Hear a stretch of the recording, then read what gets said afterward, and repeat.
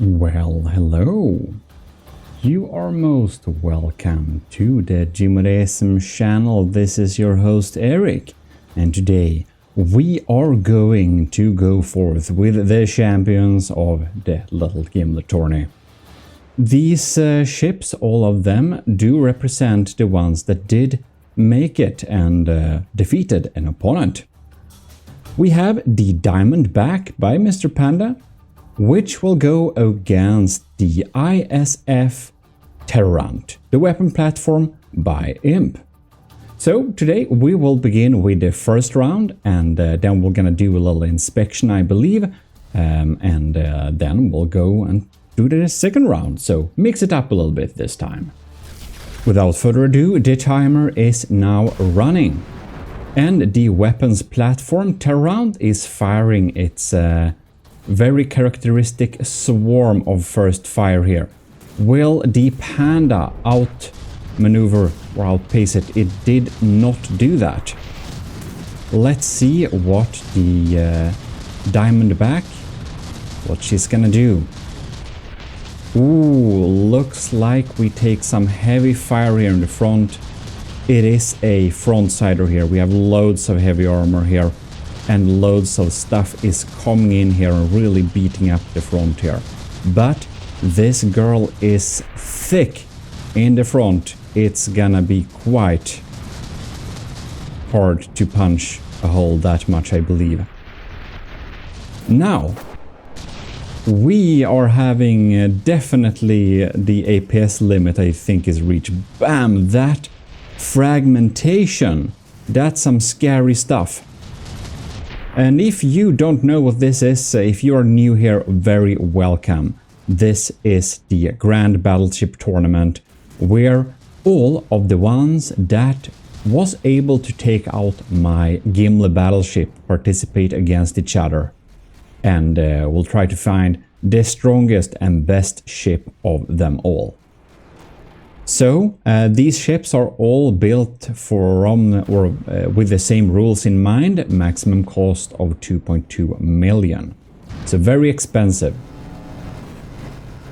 So it is a double elimination tournament where each elimination is a best of 3. So it's best of 3 double elimination, which means that if you lose one best of 3 battle, you have a chance to participate once again, and at that time you will be able to, well, basically win, hopefully, and you're in the losers bracket, and you can get out of the losers bracket and win, sure. It's just less likely, but it has happened in our tournaments that someone from the losers bracket did actually take home the entire tournament. In any case, if you die again then in the losers bracket, you're out of the tournament. Then you've had your 2 chances to prove yourself. Oh wow. The Diamondback is getting behind in health here. 76%, whereas the weapons platform is at 87. So it is a good bit in the lead. The issue though is that you can see the Diamondback here. She's pretty damaged. Not a lot of turrets are remaining here. Seems like the firepower on the Diamondback is very, very low here. 66%. And if we go over to the ISF weapons platform, you can see it right here. It's looking pretty strong so far. It's not that damaged. And those cannons still provide some firepower. The Diamondback by Mr. Panda is indeed defeated. It's under 55%, which means it will be despawned. That swarm of area detonated frag is certainly some very scary stuff. Well, let's check out the designs here and explore how they look, what they got, if you did forget from the earlier battles. Again, all of these ships have been seen before. Specifically, against the Gimle, and then also again in this little tournament. You'll find a playlist in the description. So let us check out the weapons platform by Imp, and Imp has submitted a lot of designs here. You can already see it is 2.2 million here. It is loading in right now. It kind of lags a little bit when you load in this thing. It's massive. Oh my god, this took literally 5 minutes to load in. I may have, I don't know, maybe I need to clean my computer. It is tremendously laggy, too. But, well, anyhow, this is a large platform. 2.2 million, as said, it uses 82,000 blocks. It's 300 meters long, 300 meters wide. And I think the reason why it takes so immensely long to load in this thing, I think it's less the block count and more the sheer number of sub-objects. Sub-objects really drag out a lot of lag too. In any case, we got a different array of shells here. It is an APS-based system. We have, well, 2,000 firepower using APS, and then we have some 3,000 firepower using laser as a kind of backup. We have a different array of shells, whereas most are frags. So we got some fragmentational turrets here that use... Oh man. Okay, so looks like Imp used the see-through clips. Yeah, so this is a major contributor to lag.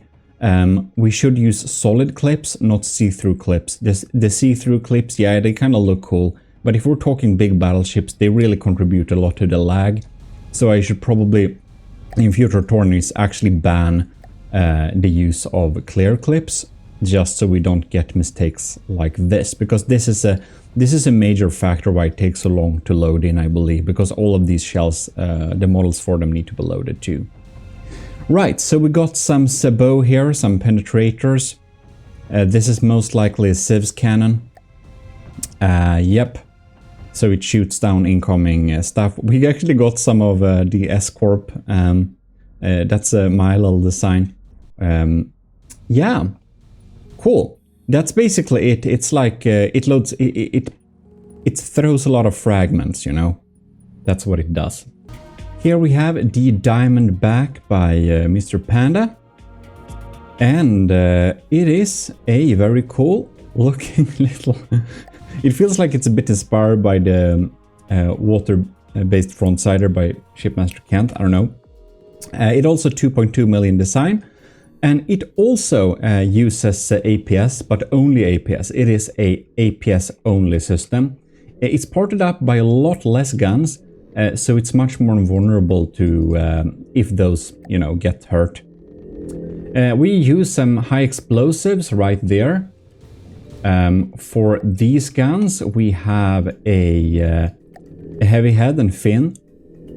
So these are most likely doubling as COs as well.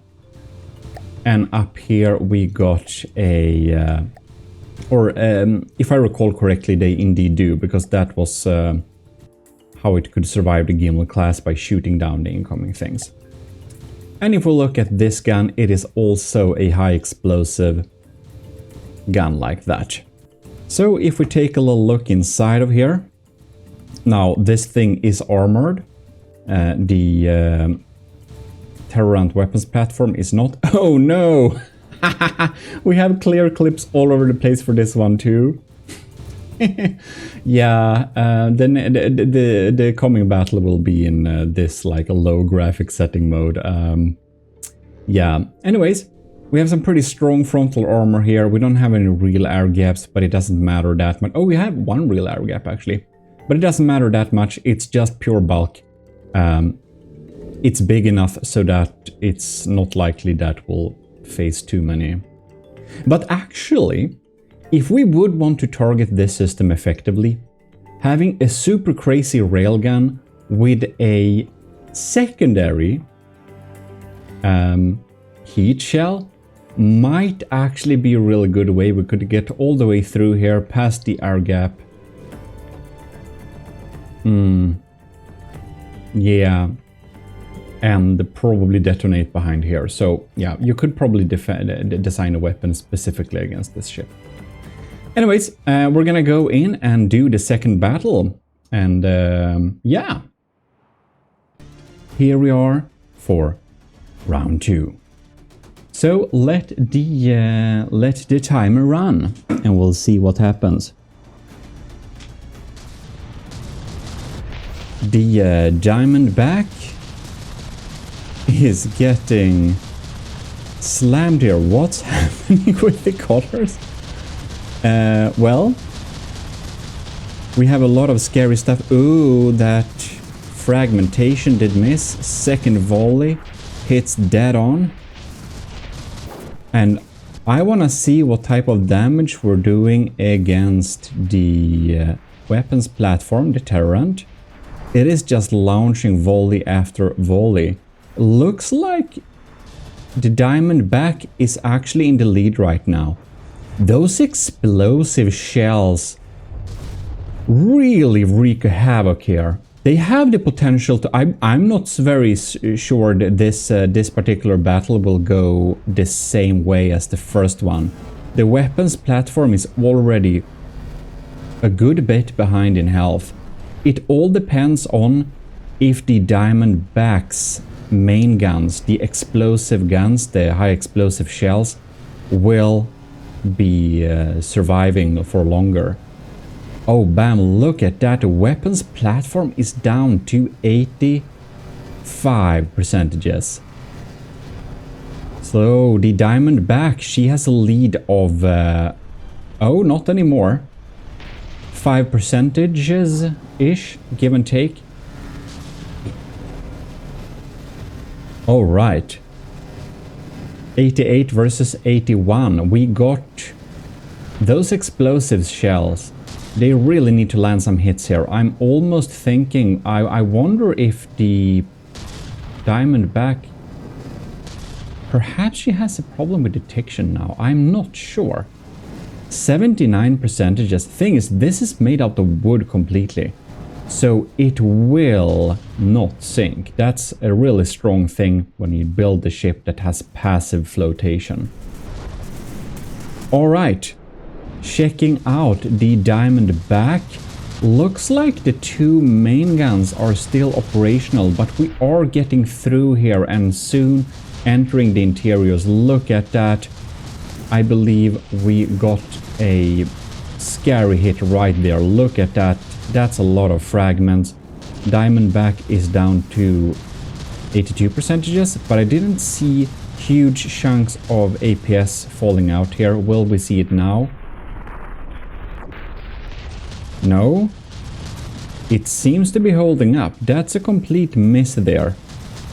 And do we have the detection? Oh yeah, we got the detection array here on the top. So the Diamondback, she should have decent detection at least. Diamondback lost a big chunk of materials right there. Let's look at the weapons platform first, however. 68%. I don't see any high explosive shells coming in there. That is not good news. I see loads of APS parts falling out there. Oh, I believe the APS guns, the two main guns, are down. It looks like both of them are down. That means that the damage that the Diamondback is able to deal is just very tiny. Well. Looks like the weapons platform by Imp will take home this little battle. And I'm almost, you know, I don't have anything against Imp's designs, but Imp did send in a lot of designs, which makes it so that I kind of automatically hope a bit for the other party to win. Because I think it's probably more fun in the finals if we have Imp's design versus other ships and not Imp's designs versus Imp's designs. But that's just me. That's just me. For future really big battleship battles, I think we probably are going to limit that you can only send in one ship. But it was really fun to see all the different designs that Imp sent in, because we have definitely a lot of different design strategies and methods to counter the Gimle class. And yeah, very, very cool. It's also, since not only Imp, a lot of people actually sent in multiple submissions. Many sent in like 3 or like 4 or like 2. And that's one of the reasons why this tournament has gone on for so long. Because, you know, we have a lot of ships. Like in the Grand Battleship battles, like this tournament, we actually have, I think it's 32 contestants in total. And yes, I have several contestants slapped into there as well. So there is that. In any case, congratulations to Imp! The weapons platform, the Terrorant, is going to go forth to the next matchup. Very impressive. The diamond back by Mr. Panda, well fought, but it will be in the loser's bracket, so it will have another chance. We do, of course, want to have a third little battle, a third little round, just to see if the Terrorant just were lucky or if it actually is generally superior every time. Ladies and gentlemen, I have tried to solve the panic situation of my desktop with lots of pieces of papers during the last 5 minutes. Now we're finally loaded in. So let us run the timer. Weapons platform is launching its first volley. Whoa. I think we're gonna stay here and just check out these first swarms of explosive. Now what's really interesting here with the Diamondback's explosive shells here, they have the absolute maximum chance of bisecting this ship, to be honest, because this explosive type of damage, that and thump damage, wow, it could really actually bisect it if it only gets enough shots in here. The big weakness with the Diamondback is that she is relying on 2 main guns, you know, which is not a good idea. It's better to have more main guns than just like 2. The Gimle has 4, and that's a big thing why it survives so long. Now, if you have too many sub-objects, yeah, you're gonna lag a bit, but you'll need enough to not die. If you look here at the weapons platform, we are really using redundancy to its edge here. Like, this redundancy is absolutely insane. We have so many guns. And now we get to a point where it does contribute to some lag issues of having the firepower divided up in this large amount of guns. That does cause some issues as well, unfortunately.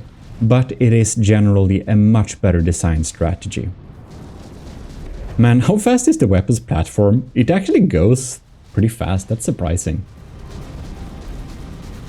Well, the weapons platform is actually in the lead still, or right now in this little battle, but you can see that we're getting dangerously close to a bisection here. I believe that... oh, look at... Bam, bam, bam. We got a big chunk, just like we talked about. We got a big chunk accidentally falling off, accidentally making these sub-objects be disconnected, because both of the sides were indeed disconnected from it there. I actually think that the Diamondback may win this. I'm a little bit reluctant to not look at those explosive shells because I want to see what happens. But checking out this one as well, we can see that bam. Oh wow, that gun is completely nuked. 73% just N64 here.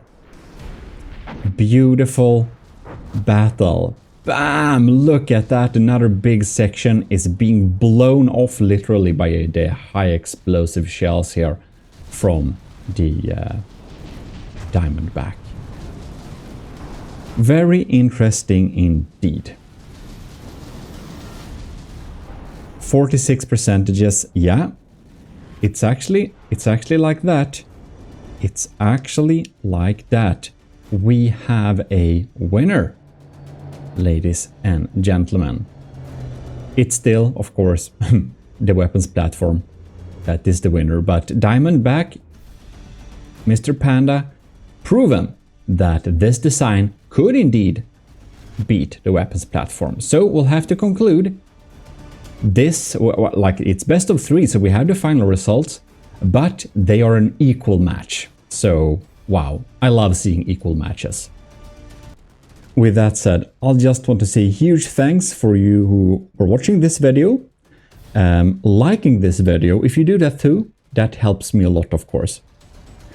Oh, and if you are a member of the ecclesiarchy of GMODISM, you can see this video in the early access. And if you are that, I will also say that the Patreon files have been updated if you happen to be a commissioned officer as well. So, yeah. In any case, huge thanks to the commissioned officers in the army of GMODISM, most notably Commander Ben Welke and Delphine, Lieutenants Ali and Awe, Cray V, Flowers Dagon, Daniel Saikin, Owen, Parba Greed, Vincent Veritas, Rick Proel, and Scooby Rocks. Your monthly support helps me a lot. And if you want some more from the depth content, check the GMODISM channel too, there in bronze. I'm sure you find something interesting there. Again, big thanks to Imp for all these cool designs, and well fought, Mr. Panda. Very well fought. I'll see you next time. This is your host, Eric of GMODISM, and I'm signing out.